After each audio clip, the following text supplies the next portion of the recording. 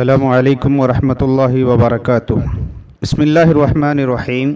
अन इब्न उमर रज़ियल्लाहु अन्हु क़ाल क़ाल रसूलुल्लाहि सल्लल्लाहु अलैहि वसल्लम सलासुन ला यदखुलूनल जन्नह अल आक़ु लिवालिदैहि वल मुदमिनु अलल क़मरि वल मन्नानु बिमा अता। रवाहु नसई। इब्न उमर रज़ियल्लाहु अन्हु कहते हैं, प्यारे नबी जनाब मुहम्मद रसूलुल्लाह सल्लल्लाहु अलैहि वसल्लम ने फरमाया, तीन इंसान ऐसे हैं जिनको जन्नत से दूर रखा जाएगा, यानी ये तीन अफराद जन्नत में दाखिल नहीं होंगे। एक, माँ बाप की नाफरमानी करने वाला। दूसरा, शराब का आदी इंसान जो हमेशा से शराब पीता हो। तीसरा, एहसान जताने वाला। मुहतरम सामीईन व सामियात, इंसान की ये ख्वाहिश हमेशा होती है कि इंसान से छोटी मोटी गलतियाँ गुनाह जो सरजद हो जाते हैं, अल्लाह उसे माफ़ करे, अल्लाह उसे जहन्नम की आग से नजात दिलाए और अल्लाह उसे जन्नत में दाखिल कर दे। प्यारे नबी रसूलुल्लाह सल्लल्लाहु अलैहि वसल्लम ने फरमाया, तीन तरह के इंसान दुनिया में ऐसे हैं कि क़यामत के दिन अल्लाह रब्बुल आलमीन इनको जन्नत से दूर रखेगा। ये तीन तरह के अफराद ऐसे हैं जो जन्नत में कभी दाखिल होंगे नहीं।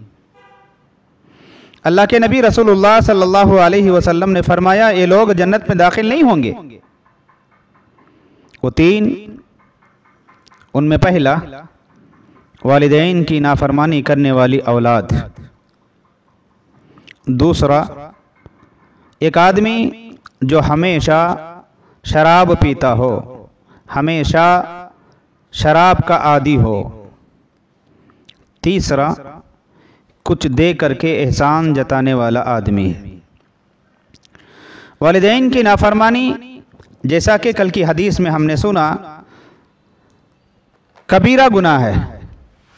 अल्लाह रब्बुल आलमीन का ग़ैज़ व ग़ज़ब और गुस्सा उस बंदे पर दाखिल होता है जो अपने माँ बाप की कदर नहीं करता है।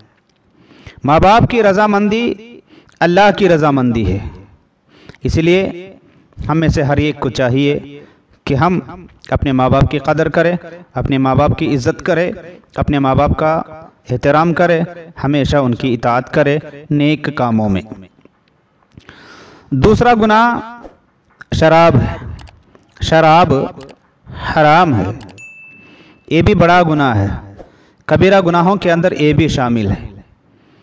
हम इसके करीब ना जाएं, हम इसका इस्तेमाल न करें, बल्कि हमारे रिश्तेदारों में, हमारे जाने पहचानों में जो लोग भी शराब के आदी हैं, उनसे हम वाज़ो नसीहत अच्छे अंदाज में अच्छे तरीक़े से गुफ्तगू करते हुए उन्हीं इस गुनाह से रोके, ख़ुद भी रुके और दूसरों को भी रुकने की तरफ तवज्जो दिलाए।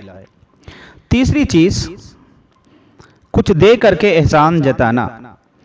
ये हमारे मुआशरे में गैर महसूस तरीक़े से किया जाने वाला एक बड़ा गुनाह है। बहुत सारे अफराद, चाहे मैं हो, चाहे आप हो, कोई भी हो, किसी भी आदमी की मदद करते हैं, उसकी मजबूरी को दूर करते हैं, उस पर रहम और करम का मामला करते हैं, तो ये रहम और करम का मामला उसे देना, ये सिर्फ अल्लाह की रज़ामंदी के लिए हो। किसी की हम मदद करते हुए, किसी की हम खिदमत करते हुए, किसी का हम ताउन करते हुए, किसी के काम में हम काम आते हुए इस बात की खुशी महसूस करना है कि अल्लाह का बड़ा शुक्र और उसका एहसान है कि अल्लाह ने आज हमें अच्छा काम करने, किसी की मदद करने, किसी की खिदमत करने, किसी की तकलीफ़ को दूर करने का एक बेहतरीन ज़रिया दिया। अगर अल्लाह चाहेगा तो इस छोटे अमल से भी खुश होकर के अल्लाह रब्बुल आलमीन जन्नत नसीब करेगा। किसी को देने के बाद उस पर एहसान न जताए, किसी की खिदमत करने के बाद उस पर एहसान न जताए, ये खिदमत, ये मदद सिर्फ अल्लाह की रजामंदी के लिए है। एहसान अगर जताएंगे तो वो जन्नत से महरूम हो जाएंगे। प्यारे नबी रसूलुल्लाह सल्लल्लाहु अलैहि वसल्लम ने फरमाया, ला यदखुलुल जन्नता मन्नानुन, एहसान जताने वाला आदमी किसी को दे करके उसके बाद उसकी तजलील करना, उसकी बदनामी करना, उस पर अपना एहसान जताना, ये गुनाह कबीरा है। इस गुनाह को अल्लाह माफ़ नहीं करता है। इससे बंदों की तजलील होती है, बदनामी होती है, उनका दिल टूटता है, उनको बहुत सी ज़्यादा तकलीफ़ होती है। इसलिए हम किसी की खिदमत करें, किसी की मदद करें, किसी को दे तो फिर बोल करके ना दिखाए, देने के बाद बोल करके दिखाना ये एहसान कहलाता है।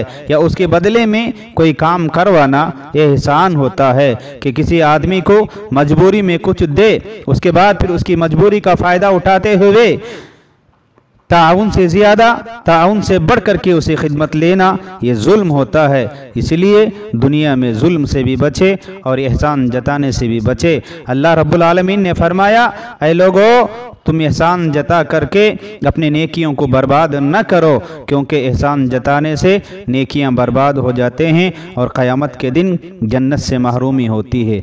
अल्लाह से दुआ है, अल्लाह रब्बुल आलमीन मुझे और आपको माँ बाप की नाफरमानी से बचाए और एहसान जताने से बचाए।